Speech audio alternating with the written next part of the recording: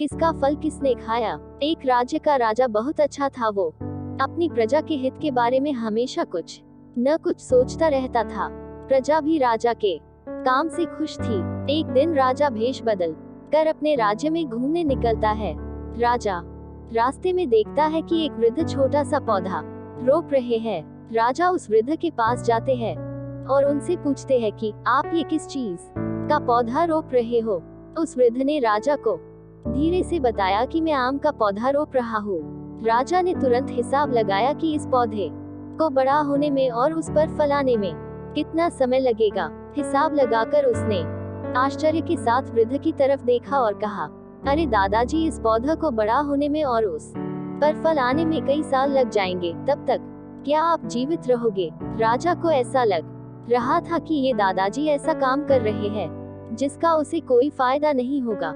राजा की बात सुनकर उस वृद्ध ने कहा कि आप को ऐसा लग रहा है कि मैं पागलों वाला काम कर रहा हूँ। जिस काम को करने में हमें कोई फायदा नहीं मिलता है, ऐसा काम हमें नहीं करना चाहिए। तो फिर मैं ये क्यों कर रहा हूँ?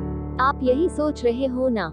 राजा ने कहा, हाँ, मैं यही सोच रहा हूँ।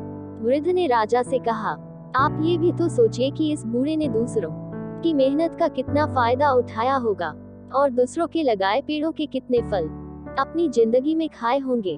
क्या मुझे उस कर्ज को उतारने के लिए कुछ भी नहीं करना चाहिए? क्या मुझे ऐसा सोचकर पेड़ नहीं लगाना चाहिए कि मेरे लगाए हुए पेड़ के फल दूसरे लोग खा पाए? वृद्ध ने ये भी कहा कि जो लोग केवल अपने लाभ के बारे में ही सोचते हैं और जिसमें खुद को लाभ होता है, ऐसा ही काम करते हैं, वो लोग स्वार्थी होते हैं।